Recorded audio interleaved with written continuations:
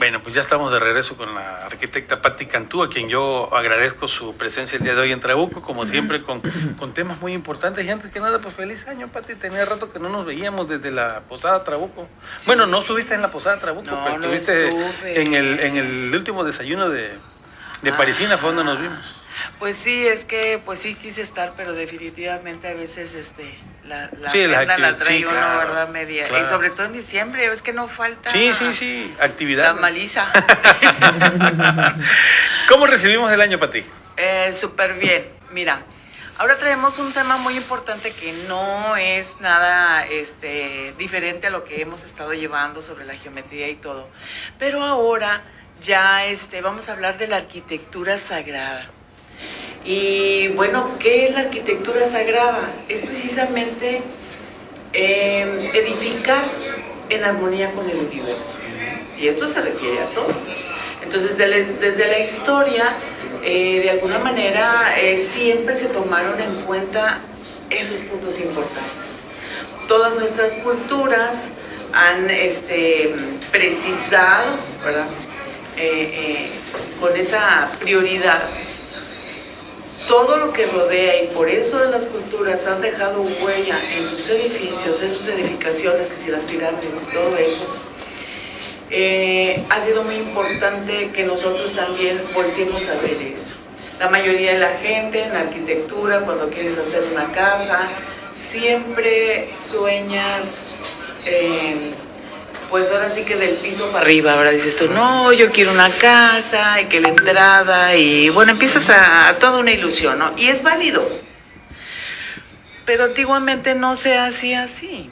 Simplemente desde el momento en que tenías que escoger, si quieres vamos a pasando las imágenes, se iba escogiendo el terreno. El terreno, qué posición tenía, y toda esa sabiduría, porque estoy poniendo precisamente a los físicos y matemáticos y geómetras de la escuela de Platón, ¿verdad? En esa pintura tan reconocida en la historia del arte, es precisamente que la gente se acercaba a esos conocimientos y se daban cuenta que no solamente deberían de ver el pedazo de tierra que iban a escoger para construir su casa o alguna otra edificación, sino también que estuviera en armonía con el universo, que con alguna estrella se conectara. Si ustedes observan esos cuadritos geométricos que están por ahí, esas figuras geométricas, era precisamente así como Vitruvio proporcionó el cuerpo del ser humano en una manera dividida en 8 cuadrículas de altura. Porque él dividía, o el ser humano proporcionado debe de ser 8 veces su cabeza. Y ahí estamos viendo... Sin contar la barriga. Exactamente. Entonces, bueno, ya ahí deriva, si quieres tener más proporción, ¿verdad? Sí, pues, ¿verdad? Entonces, era tanto 8 de altura como 8 cuadritos, si ustedes contarán en esa figura, hacia los brazos extendidos, en donde se forma un cuadrado perimetral de las mismas medidas. Partiendo de ahí, de la importancia de la proporción del ser humano, de esa ergonomía, era edificar con el universo y con la misma tierra, con los elementos que te rodeara, tomando en cuenta. Entonces también la matemática, que es la próxima imagen, en donde estamos viendo un triángulo de Pascal, ahorita lo vamos a ver, en donde la matemática también era importante, es decir, cómo realizar esas edificaciones para que esa energía produjera y una vibración como esa, estamos viendo como una pirámide, ¿verdad? Y estamos viendo el triángulo de Pascal, correcto. Pero eso también produce energía que no alcanzamos a ver. Entonces, ello deriva que en los planos, como por ejemplo en la próxima imagen, el edificio griego, y que también había edificios romanos así muy parecidos, como el Partenón, estamos viendo la fachada del Partenón. Y ahorita vamos a ver, fíjense, son 8 columnas. Y ahorita lo vamos a ver en el plano del Partenón. Es decir, tomaban en cuenta, además de lo que era el terreno, si yo iba a poner 8 columnas de frente, eso los edificadores decían, bueno, su longitud o su profundidad va a ser 2 veces el ancho más 1. Es decir, las columnas hacia la profundidad iban a ser 8 por 2, 16, más 1, 17. Y entonces iban a ser 8 columnas por 17 columnas. Esas eran sus proporciones. Pero no era nada más porque lo inventaron, así como que, bueno, se me ocurre esto, sino que tiene mucha trascendencia.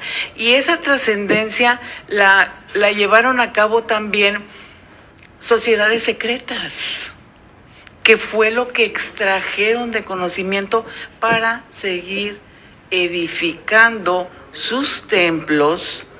Incluso los templos que conocemos como las catedrales, que son de religiosas, ¿verdad? Las góticas, las renacentistas, todo ello, así como esa catedral neogótica que tenemos por ahí, que es en Barcelona, donde también está tomado en cuenta mucha simbología de sociedades secretas, porque ese centro tenía que ser un centro de luz. Por ello es cuando nosotros vamos a un templo con esas características que no solamente son de la tierra para arriba, sino que está tomado en cuenta toda esa geobiología, ¿verdad?, que interviene para esa construcción. Todas las edificaciones, sobre todo de catedrales, hablando de Europa, hablando de aquí mismo en México, por bajo de ellas hay un río. ¿Qué significa que siempre tenga que haber un río? Como lo ponemos de ejemplo, la Catedral de Notre Dame de París. Es una islita en donde pasa el río Sena.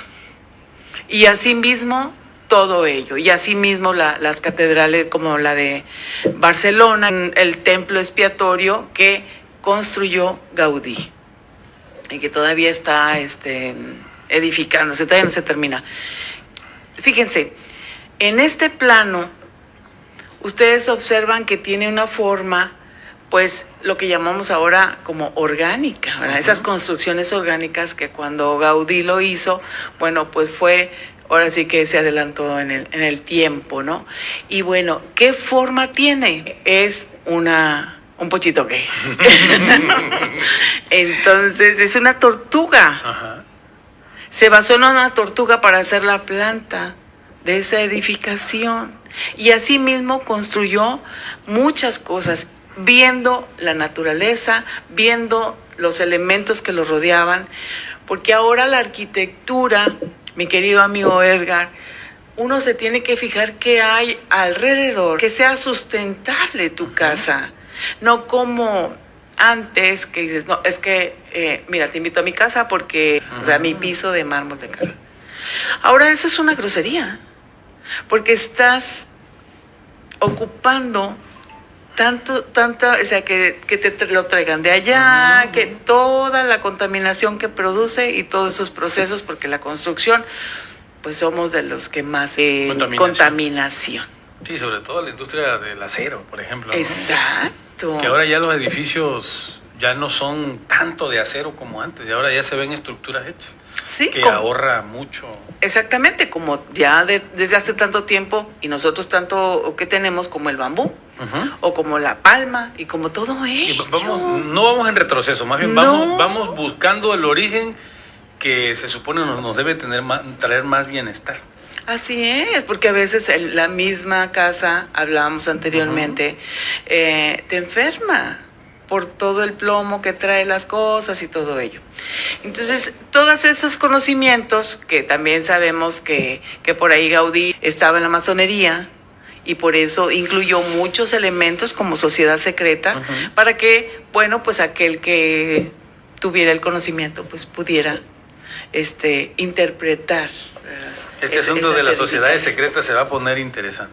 Así es, porque bueno, también hasta para las mujeres. Sí, no, sí, se va a poner interesante. Sí. Así que no nos pierda de vista, ni pierda de vista las participaciones de nuestra amiga la arquitecta Pati Cantú, porque ya nos ha platicado por más de un año todo lo que tiene que ver con las matemáticas, con todo este asunto de la geometría, de la geometría y ahora de la arquitectura, y ahora vamos a empezar a entrar, o nos vamos a empezar a meter en dónde se estudia esto. Sí, ¿no? ¿Y quiénes estaban ahí participando? Sí, ¿no? Y luego cuando se nos devela el velo, decimos, no puede ser. No, sí, tan puede ser que ha sido. Pati, hoy nos traes una camisa llena de simbolismo. De simbolismos egipcios. Mi hija se llama Isis y tiene una razón. No, por supuesto. ¡Qué bonito! ¡Qué padre! Mi hija se llama Isis y yo dije que si tenía algún día un varón, pues se tenía que llamar Osiris, ¿no? Excelente. Pero claro. bueno, no lo tuve. Entonces mi Bueno, Isis, tu nombre artístico sí, ahora. sí, porque yo decía que si llegaba a tener un varón, te tendría que llamar Edgar Osiris. Ah, excelente. O sea, Osiris es el masculino, Isis es la parte femenina. El femenino, ¿no? Así y de es. repente vemos errores por ahí de nombre, ¿no? Que le ponen Osiris a las mujeres. A la niña, ¿no? Sí, y tiene su profundidad Por y su simbolismo. Y a mí me todo encanta ello. cada que mi hija me pregunta, o me preguntaba, ya ahora ya es una adolescente, ¿no? Ya, pero me preguntaba el origen de su nombre y me encantaba platicarle por qué se llama Isis. Claro, no. Y además es fascinante, ¿no? Independientemente de algunas cuestiones que a lo mejor por nuestra religión impuesta nos pone así como que especie de un velo, ¿no? En el conocimiento, pero bueno.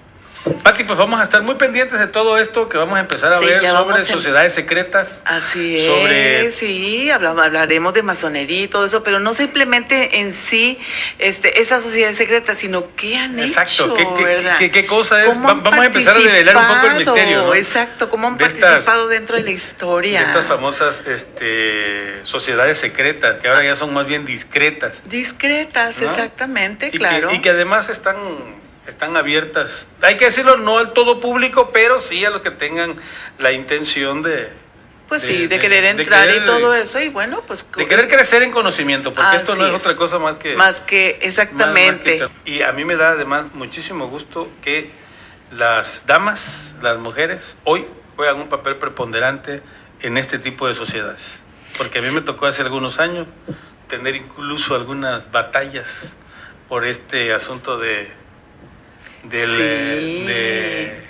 egoísmo, pues, de aferrarse a que solamente el varón tenía derecho a tener ciertos conocimientos. No, a mí me tocó como arquitecta, o sea, iniciar en la construcción, y yo a los 18 años, ¿tú te imaginas con puro hombre? Puro varón. No, es terrible. Pero bueno, Pati, pues muchas gracias. Promete que este año va a estar interesante. No, insisto, no nos pierdan la vista. Así es. Vamos a hablar también de las mujeres, porque incluso voy a tener una conferencia pronto sobre las sociedades secretas que había en el 1810 con ¿Y quiénes eran? Leona Vicario, a ver qué andaba haciendo ella. A ver qué andaba haciendo doña Josefa. Sí. No se vayan con el chismito ese de que Allende y que no sé qué. No, ahí vamos a ver que las mujeres pero eran de armas tomar. Sí, pero cómo no. Muchísimas gracias, Pati. Sí, un abrazo. Y gracias a usted por sobre todas las cosas y el favor que nos hace de seguirnos a través de Trabuco Noticias. Que tengan ustedes un excelente fin de semana.